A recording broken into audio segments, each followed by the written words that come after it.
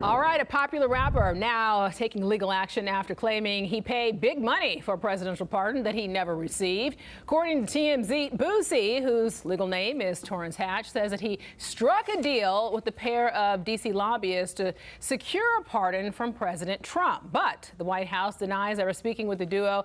Boosie now is suing to recover half of the $600,000 that he claims that he paid for a promise that was not delivered. Joining us now, Chief Legal Analyst Khalifa Rhodes. All right, let's start off with the obvious here. Okay, so where is the legal line between paying a lobbyist to pursue a presidential pardon and then illegally paying for a pardon? Let's start with a couple things. First of all, that's a lot of money, so I guess those wipe me down royalties are definitely still coming through. Wipe me down. I'll start with this. First of all, there is no line. It's clearly that if you're paying for a pardon, then that would cross the line. You can get someone out there to lobby, but if you're saying I want to get a guaranteed pardon, it's not going to happen. You can get someone to help with preparing your application. You can get some folks to prepare legal fees, investigation costs, lobbying fees. But to say, hey, I'm going to pay the president, this money will actually hit his hands, no, that would be bribery. That's against a number of regulations: federal robbery, honesty, service fraud, conspiracy. If they use email or text message or any type of electronic device, you're looking at wire and mail fraud. Yeah, so there is the line is extremely bright. That if these allegations are true, what he's alleging, it would seem like they were attempting to pay to play, and their response is that no, we were lobbying.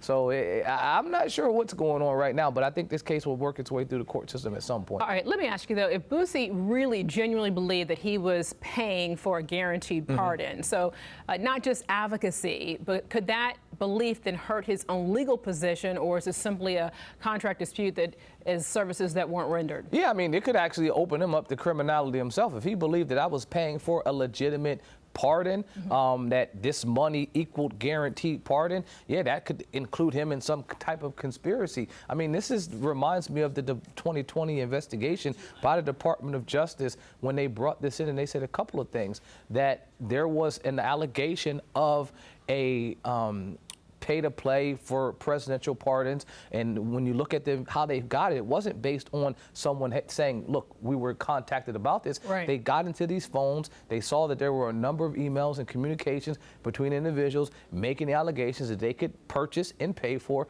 presidential pardons.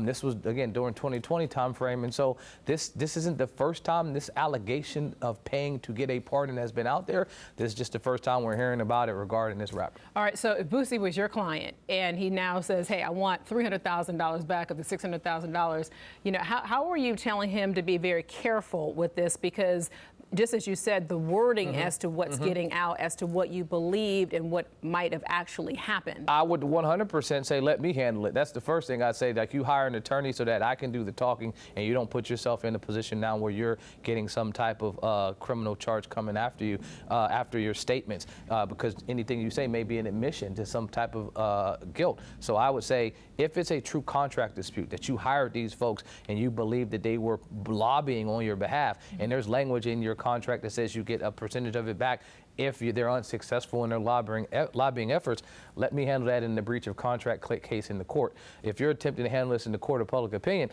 I probably don't want you as a client anyway, because now you're damaging my ability to do my job. Any last words?